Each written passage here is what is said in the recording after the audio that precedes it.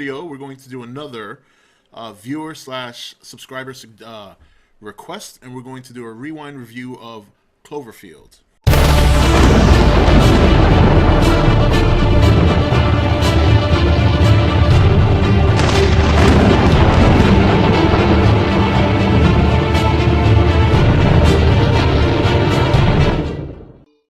Okay, guys, welcome back. Just give me a second here. Let me adjust my my little microphone. Oh, there we go. All right. So Cloverfield. You know, when I first saw the trailer for this movie, I went ballistic because I remember it debuted in front of Transformers, and I thought it was a commercial. You know, they show commercials now in the theater, so I thought it was a commercial until the lights started flickering and you hear a monster roar in the background and everybody's like, what the hell's going on?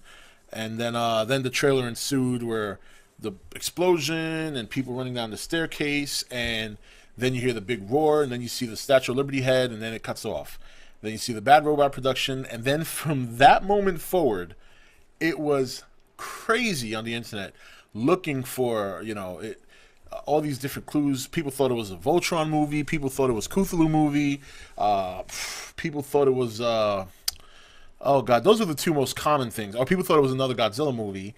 Those were like the three major assumptions that people made when the first trailer came out. And then, you know, there was a guy in the trailer that said, I saw it, it's alive, it's huge. But he said it so quick, he sounds like he's saying, I saw it, it's a lion, it's huge. And that's when people thought it was, that's when people thought it was a Voltron movie. Then the Cthulhu started because they released a website, a couple of websites that were linked to the movie, and there was one where there was, I think, a Japanese construction company or something of that nature, where they tell a little story about the company. It's a fictional company. They dug too deep and they used something that was in the water to make their slusho drinks, and they showed a picture of like a monster. It was like the logo for the slusho, and it looked like a tentacled monster and this and that. And that's when people thought it was Cthulhu. And then obviously Godzilla, because it's a monster movie. So from about August to like the release of the movie was in January. Now, in my opinion, the viral connection and the viral leaks and all the clues and all the mystery did far better than the actual movie itself. That's not to say it's a bad movie. I actually enjoy Cloverfield. It's very different. It's a very unique monster design. Not something I think you can put together with other kaijus. Like, you can't put Clover in a movie with Godzilla. This Godzilla would destroy him. Plus, I don't think Clover was that big. But I do remember them saying that Clover was like an infant, so there was room for expansion. Now, I don't know if they're ever going to make a sequel. They've always flirted with the idea. They said they would like to revisit that world from a different perspective. And then in a recent interview, J.J. Abrams, in not so many words, sounded like he was done with the project. You know, it didn't do too bad in terms of money versus budget.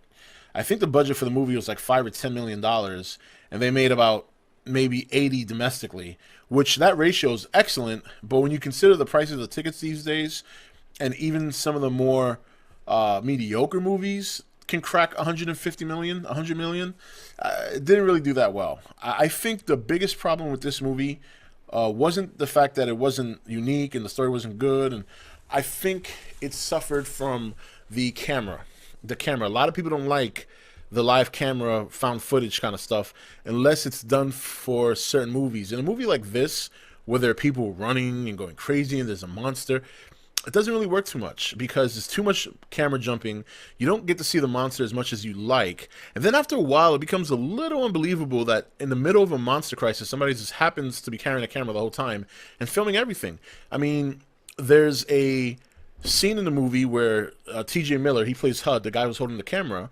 They're running in a in a train station away from these monsters, and he's holding the camera the whole time. I mean, that's just not realistic. And I'm not saying that every movie has to have some sense of realism, because basically I enjoy going into the movie and just escaping reality altogether, but you gotta keep a little bit of realism in there.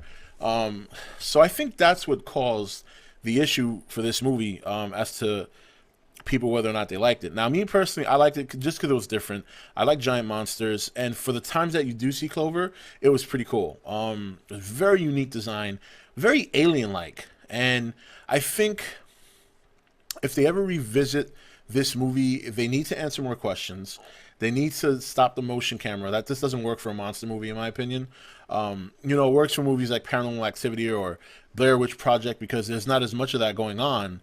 And where in this movie, you got military fighting, you got a monster trash in the city, you got people running all over the place. It's hard to pass a movie. It's hard to do a movie like that with a real life camera. The actors were good. I think out of that movie, I think there's 3 actors in that movie that you still see around now. Primarily, the one I think that has the most popularity now of that group is probably T.J. Miller. He's kind of all over the place now. He's doing the cell phone commercial. I forgot which carrier, but he plays like the cell phone, and and the people are talking to him, giving him commands. He was also in Gulliver's Travels with Jack Black. He's been in a lot of different projects. And there's 2 other female actresses. I can't remember their names, but one of them was in the Marvel one-shot for the Avengers, the one where the 2 people were robbing a bank with the Chitauri weapon. The girl there, she's the one that explodes in the tent. And then there's one more girl who plays the primary girl that the guy is looking for. I think her name is Beth in the movie. And she was in a scary movie, some sort of horror movie. I can't remember the name, but I don't remember their names, but you might know who I'm talking about. Now, in terms of the movie itself, it's really hard to I don't want to say it's hard to review the movie, but it's really no plot. You don't know where the monster came from. You don't know why it's there. You don't know, you don't know what the deal is. All you know is that this damn thing pops up and starts wreaking havoc. It's a very basic survival movie. It seemed almost impossible for them to get out of the city. Obviously, looking for somebody makes that impossible, but it's almost like in every direction they went, the monster was around, which, being from New York and knowing where they went to the Brooklyn Bridge, the monster was there. Before they went to the Brooklyn Bridge, they were in the middle of the city, the monster was there. So it's almost like the monster was following them. But, they go to the military camp where they're trying to escape, the monster's there. They're on the helicopter flying away from the city. You can see the monster. Then next you know, the monster jumps in. So it's almost like the monster gravitated towards the characters. And I think that was a little too pushed too hard. I mean, if you want to be realistic, the monster and the military are probably going to be focusing on each other more than anything. So to have this monster constantly be around the main characters as if it's following them is kind of ridiculous. And that's why I think it would be hard to do another movie like this with a found footage from a different perspective, because the whole movie, Clover is following these characters. So the other people filming from a different perspective are not going to see the monster as much. It was a different movie. It was enjoyable. I don't think it lived up to its expectations. Like I said, I had more fun looking at all the web links and all the leaks and all the little breadcrumbs that are being left around. I had more fun with that than I did with the movie. I thought the concept of the parasites was really cool. That's one of the things I did like, and how that when you get bit by one of its parasites, you get sick and something happens to you where you just like, obviously, so Marlena, I think her name is Marlene or Marlena, she gets really sick and she just pops open and explodes. And, but so that concept was cool. The movie, I think it just was touted higher than it was bringing to the movie. Like, their marketing was it was too good. The marketing of the movie was too good for the movie to succeed, especially considering it was a low budget movie. It was just too good. And it doesn't mean the movie was bad, because like I said, I liked the movie overall. I thought there was some really good, unique things about it. But when you hype it up the way they did, and you're not bringing a movie like Gareth Edwards maybe bringing Godzilla or whatever, you're bound to fail. And I think the movie made money regardless. So in terms of percentages, they were a success. But I don't know. I mean, 70 million, 80 million domestically for a movie that everybody's going nuts about, wasn't that great. But I thought it was cool. I thought, like I said, the monster design was very unique, very different. I love when a monster trashes the city either way. I thought the scene where they crash in the helicopter and HUD gets the camera and the monster's right there. I mean, personally, I'm not going to freeze. I probably would have ran between its legs to avoid it. But then he picks up HUD and he kind of chomps on him. And if you look carefully, I remember pausing that scene like several times because you see HUD's body parts just fall apart. So, but I mean, look, overall, it was a good movie. It was too hyped. And that's why I think it wasn't as successful. And there were just too many questions unanswered. And I know J.J. Abrams likes mystery and stuff like that, but I think sometimes he goes a little too far. And I'm a big J.J. Abrams fan. I love his work. But I think he goes too far with the mystery. I think after a while, you need to answer questions. You need to let people know what's going on. And this movie just had too many open questions that were unanswered. Sometimes that can turn people off. So I think overall, it's a good movie, but I think it could have been better. I think they overmarketed. I think they didn't deliver on that, and I think they just left too many questions open without answers, and that can frustrate people. And I think maybe that's why they're not making a sequel. They probably figured too many people were just not into the whole thing because of so many different elements that made it fail in some people's eyes. So, but I think it's a classic attempt at a kaiju film, and who knows? Maybe after Godzilla, J.J. Abrams will get a little inspired and come out with something a little bit better. And he needs to learn how to answer the mystery sometimes. That's not such a bad thing. I think leaving people hanging the way he tends to sometimes can backfire on him. But we'll see. So overall, it was a good movie. I do like to watch it every now and then from time to time, but it could have been better. I thought it didn't live up to its marketing, and it just failed in terms of plot and answering some questions. And that's it. So those are my thoughts on Cloverfield. Hope you guys enjoy this video. Share your thoughts on the movie. I definitely want to know what you guys think of it, and would you like to see a sequel? And I will see you next video.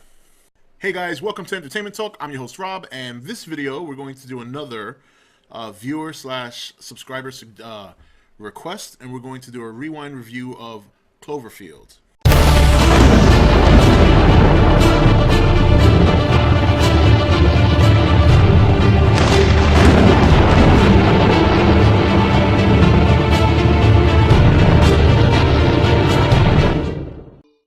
Okay, guys, welcome back. Just give me a second here. Let me adjust my my little microphone. Oh, there we go. All right. So Cloverfield.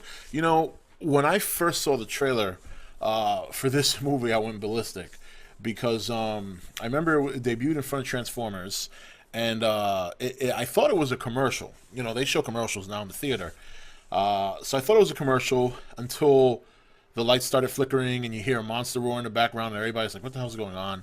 And then the trailer ensued where the explosion and people running down the staircase, and then you hear the big roar, and then you see the Statue of Liberty head, and then it cuts off. Then you see the Bad Robot production, and then from that moment forward, it was crazy on the internet looking for, all these different clues. People thought it was a Voltron movie. People thought it was Cthulhu movie. People thought it was, oh God, those are the two most common things. Or people thought it was another Godzilla movie. Those were like the three major assumptions that people made when the first trailer came out. And then, there was a guy in the trailer that said, I saw it, it's alive, it's huge.